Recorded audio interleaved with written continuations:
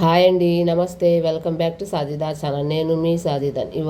ఇవాళ రెసిపీ వచ్చి super spicy mutton paya curry అండి.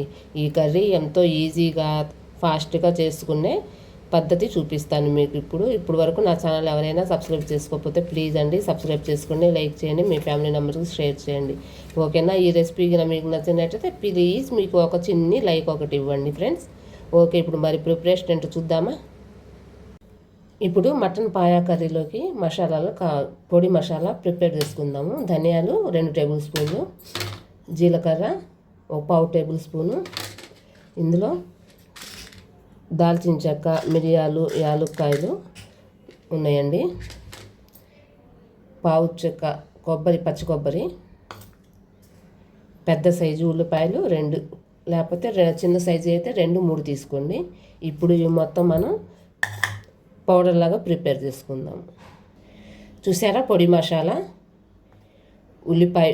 ఉల్లిపాయ పేస్ట్, కొబ్బరి పేస్ట్. ఇప్పుడు మరి కర్రీ ప్రిపరేషన్ ఏంటో చూద్దామా. ఇప్పుడు మనం మటన్ పాయా కర్రీ ప్రిపేర్ చేసుకుందామండి. చూడండి, 4 మటన్ పాయా తీపిచ్చానండి, పెద్ద సైజువి. చూడండి, కట్ చేయించి తీసుకొచ్చాను. ఇవి నల్లగా ఉన్నాయి చూసారా, ఇవి చక్కగా ఇట్లాగా మనం చాకుతో ఇట్లా గీరేసుకొని దీంట్లో ఉప్పు పసుపు వేసి చక్కగా శుభ్రంగా కడిగి పెట్టేసుకుందామండి. ఇప్పుడు ఉప్పు పసుపు వేసి చక్కగా కడుగుతున్నాను. ఇప్పుడు ఉప్పు పసుపు వేసాను చూసారా, చక్కగా ఈ విధంగా చక్కగా కలుపుకోవాలి. శుభ్రంగా మనం దీని మీద ఉన్న నలుపు రంగు అంతా పోయే వరకు శుభ్రంగా కడుక్కుందాము. ఇది చక్కగా 2-3 సార్లు కడిగి తీసుకొస్తానండి. చూసారా, చక్కగా కడిగి పెట్టాను. ఇప్పుడు మనం కర్రీ ప్రిపేర్ చేసుకుందాం. ముందుగా మనం ప్యాన్ పెట్టుకుందాము, కుక్కర్ పెట్టుకుందామండి. తొందరగా ఉడకవు కదా, మనం కుక్కర్లో ఉడికించుకుందాము. ముందుగా కుక్కర్ పెట్టుకున్నాను కదండి, అందులో 4 టేబుల్ స్పూన్ల ఆయిల్ వేసుకున్నాను. ఇప్పుడు ఇది హీట్ ఎక్కుతుంది కదా, మనం ఆల్రెడీ పేస్ట్ చేసుకున్నాం కదా ఉల్లిపాయ పేస్ట్, అది కూడా ఇందులో వేసేసుకుందాము.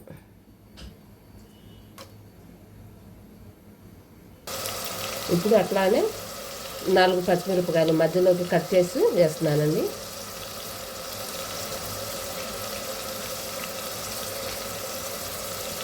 ఇవి ఉల్లిపాయలు పచ్చిమిరపకాయలు మనకి చక్కగా ఫ్రై అవ్వాలి.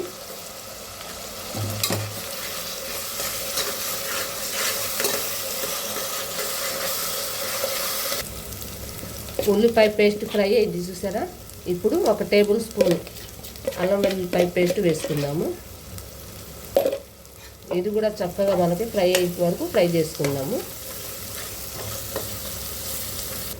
ఇప్పుడు ఇందులో ఒక చిన్న సైజు టమాటా కట్ చేసుకొని వేసుకుంటున్నాను. ఆ టమాటా కూడా చక్కగా మగ్గిపోవాలండి.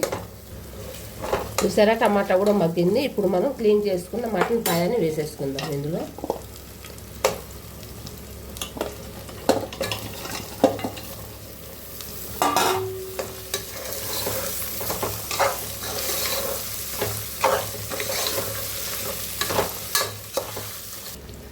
ఇందులో 1/4 టేబుల్ స్పూన్ పసుపు,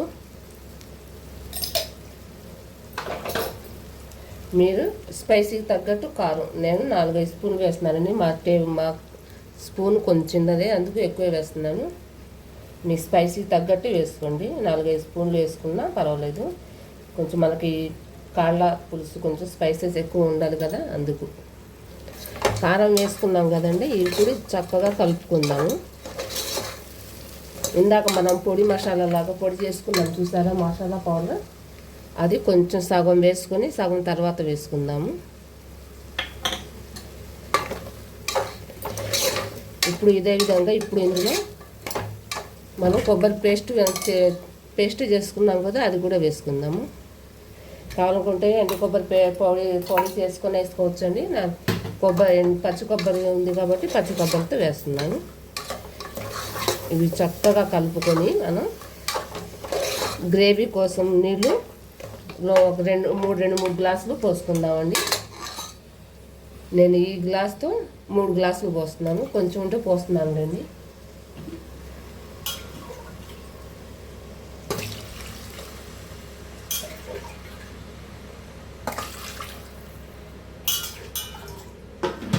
చూసారా 3 గ్లాసులు పోసాను కరెక్ట్గా. మనకు గ్రేవీ ఎక్కువ రావాలి కదా, అందుకు.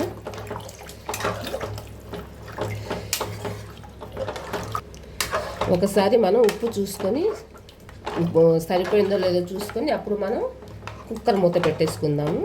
చూడండి, ఇవి మనం ఒక 4-5 విజిల్స్ వేసామనుకోండి చక్కగా ఉడికిపోతుంది.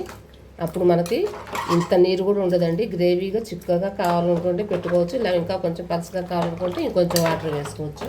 ఇంకా ఇప్పుడు దీనికి కుక్కర్ విజిల్ పెట్టాను, కుక్కర్ మూత పెట్టేస్తున్నానండి.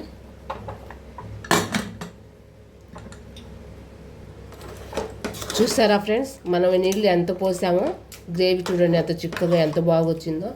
చివరిగా మనం ఇందులోకి కొత్తిమీర వేసుకుందాము. ఇందాక మనం కొంచెం మిగిల్చుకున్నాం చూసారా ధనియా పౌడర్, అది కూడా వేసేసుకుందాము.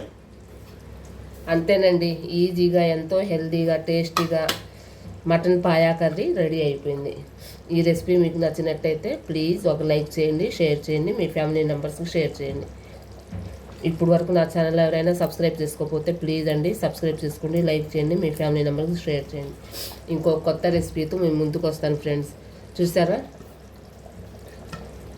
హెల్దీగా మనకి మటన్ పాయా కర్రీ రెసిపీ తయారైపోయింది. ఇది చపాతీలో కానీ రైస్లో కానీ ఎందులోకైనా మనం కమ్మగా తినేయచ్చు ఫ్రెండ్స్. ఇప్పుడు అయిపోయింది కదా, ఇప్పుడు దీన్ని మనం సర్వింగ్ బౌల్లో తీసుకుందాం. ఇప్పుడు మనం దీన్ని సర్వింగ్ బౌల్లో తీసుకొని వేడి వేడి అన్నంలోకి చపాతీలోకి వేసుకొని తింటుంటే నువ్వు పదా నేను వస్తాను అని చెప్పి అన్నట్టు ఉంటుంది ఫ్రెండ్స్.